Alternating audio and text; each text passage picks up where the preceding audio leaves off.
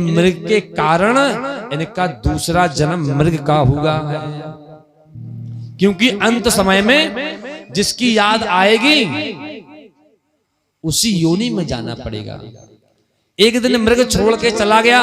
भरत जी हाँ मृग कहते कहते अपने प्राणों को छोड़ दिए। वो जब प्राणों को छोड़ दिए तो इनका दूसरा जन्म मृग का हुआ है। एक मृगा के कारण भरत धरी मृग देह, उनकी होगी का गति सो जिनको सब सेने है। जिन्हें पत्नी भी प्यारी है, जिन्हें पुत्र भी प्यारा है, जिन्हें भाई भी प्यारा है, उसका क्या होगा? आगे चल के इन्हें अपना जन्म याद है। इनका दूसरा जन्म परम ब्राह्मण की हुआ है, ब्राह्मण के घर हुआ है। इनका नाम फिर भरत रखा गया। अब ये भगवान का भजन करते हैं लेकिन कोई काम नहीं करते हैं। भाइयों ने घर से निकाल दिया। तभी क्या हुआ कि एक राजा है रहुगण, वो गुरुजी के पास ज्ञान लेने जा रहा था। तभी उसका एक कहार बीमार पड़ जाता है। बोले जाओ जो भी मिल जाए पकड़ के लाओ। अच्छा ये भरत जी मिल गए। भरत जी को ले जाके पालकी में लगा दिया। और जब पालकी में लगाया तो भरत जी इतने धर्मात्मा हैं कि जब कोई जीव मिलता है, कोई चींटी मिल जाती है तो ये छलांग लगा देते हैं। और जैसे ही छलांग लगाई तो राजा रहुगढ़ का जो सिर है वो पालकी से जाके टकरा गया। अब तो ये क्रोध करने लगा है, तुझसे चला नहीं जाता है, मोटा ताजा है, पृथ्वी पे भार होके चल रहा है।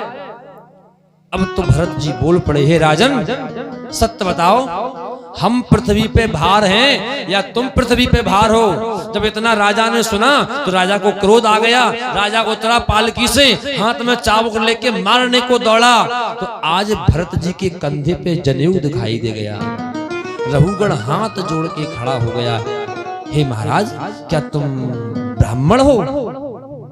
भरत जी मुस्कुराने लगे, पहले ये बताओ कि भार कौन है? हम पृथ्वी पे, हमारे ऊपर पालकी, हमारे ऊपर पालकी का भार और पालकी में तुम बैठे हो। अब सत्य बताओ, तुम भार रूप हो या हम भार रूप हैं? अब तो राजा रहुगढ़ हाथ जोड़ के प्रार्थना करने लगा, हे महाराज हमसे गलती हो गई है। आज रहुगढ़ ने राजा भरत से ज्ञान लिया और अपने घर को चला गया। बोलो वृंदावन बिहारी लाल की जय हो। आगे बड़ी सुंदर अजामिल की कथा आती है। एक अजामिल है, ये दासी के चक्कर में पड़ गया, घर को छोड़ दिया। एक दिन इसके घर में कुछ महात्मा आ गए। महात्मा जब आए तो अजामिल जाल छाती कंधे पे डाले हैं। और जब जाल कंधे पे डाले हैं तो चला आ रहा है। महात्मा बोले, अरे ये कंधे पे क्या आसन डाले हो? क्या आसन है? अजामिल बोला, आसन नहीं है, ये चिड़ियों को पकड़ने वाला जाल है। महात्मा बोले, तो तुम शिकार खेलते हो? शिकार भू खेलते हो कहा? अजामिल बोला, महाराज झूठ नहीं बोलेंगे, शिकार कब करते हो? बोले, जब मां से मन भावत है तो मां सहू भकत हो कहा। बोले, महाराज रोज रोज तो नहीं। बोले, फिर जब मदरा को पान करें, जब कभी मदरा पान कर लेते हैं तो मांस भी खा लेते हैं। अच्छा, मदरा हूँ पिबत हो कहा? क्या शराब भी पीते हो? अजामिल बोला, महाराज रोज रोज तो नहीं। बोले, फिर जब वैश्या घर जावत है। ओहो, वैश्या के घर भी जाते हो? नहीं नहीं नहीं महाराज, रोज रोज तो नहीं। बोले, फिर कब? जब बोले जुआ माई जीत हो, जब कभी जुआ जीत जाते हैं तो वैश्या के घर भी चले जाते हैं। जुआ भी खिलत हो कहा? बोले, महाराज अब झूठ का बोले, सब बता दिया। जुआ रोज रोज तो नहीं खेलते हैं। बोले, कब? जब बोले चोरी कर पावत है। महात्मा बोले, सब गुण संपन्न हो हैं?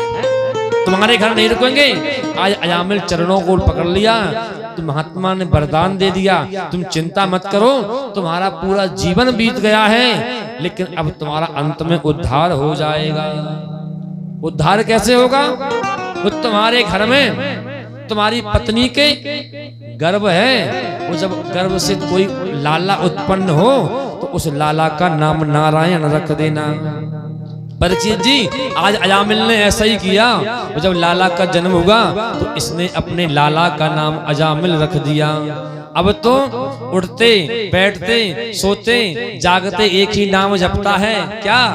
नारायण इधर आओ, नारायण भोजन लाओ, नारायण पानी लाओ।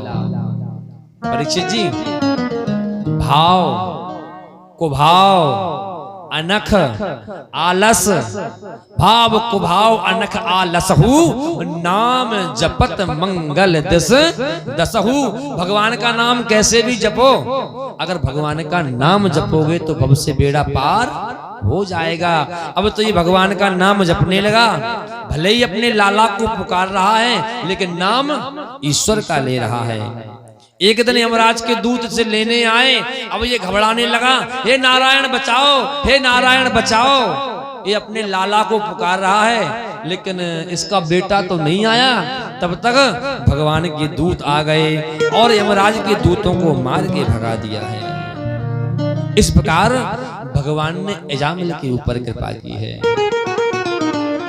आगे बड़ी सुंदर कथा आती है भक्त प्रहलाद की। सुखदेव जी महाराज दर्शन करा रहे हैं। अच्छा ये बताओ, क्या भगवान ने कभी किसी दैत्य के ऊपर कृपा की है? आज सुखदेव महाराज दर्शन दे रहे हैं। हे राजन, उस समय की बात है जब हिरण्याक्ष भगवान के हाथों मारा गया। अच्छा हिरण्याक्ष तो मर गया, हिरण्याक्ष का एक भाई है हिरण्यकश्यपु। हिरण्यकश्यपु के महल में हिरण्याक्ष का पार्थिव शरीर रखा है। अब हिरण्यकश्यपु की मैया, हिरण्यकश्यपु की पत्नी और हिरण्यकश्यपु की भाभी रो रही हैं। हिरण्यकश्यप बोला, ए मैया तू क्यों रो रही है, क्या हो गया तुझे? पत्नी बोली, अच्छा तुझे दिखाई नहीं दे रहा है, तेरा भाई मरा पड़ा है और तू कह रहा है कि क्यों रो रही है?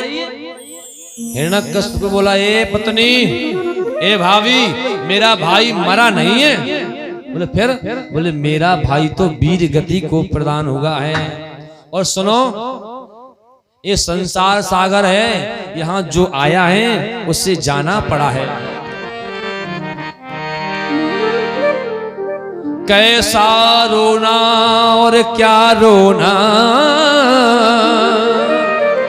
ये तो मतलब का रोना है।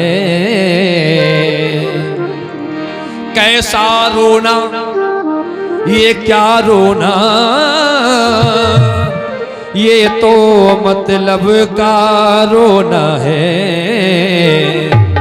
ये पत्नी, क्या तुझको ये मालूम नहीं, ये हाल सभी का होना है? क्या तुझको ये मालूम नहीं, ये सभी का होना है? क्या तुझको ये मालूम नहीं, ये हाल सभी का होना है? क्या तुझको ये मालूम नहीं, ये हाल सभी का होना है? हे भैया, जो संसार में आया है उसे जाना पड़ा है।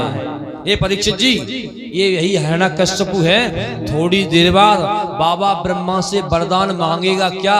बोले हम काहू के मरे न मारे, हम काहू के मारे ना मरे।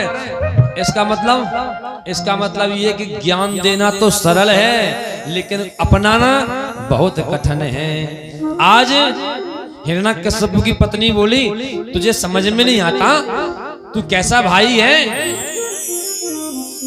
माँ पत्नी से बोला, ए रोना बंद करो, रो नहीं। बोले क्यों?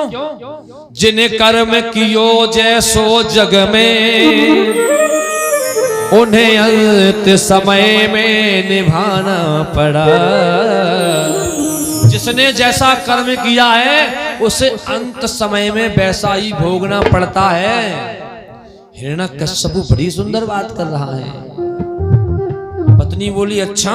बोली हाँ सुनो, जिन्हें कर्म कियो जैसो जग में, उन्हें अंत समय में निभाना पड़ा है। कोई फूल न बाग में ऐसा खिला, कैसा? बोले खिल करे ना जिस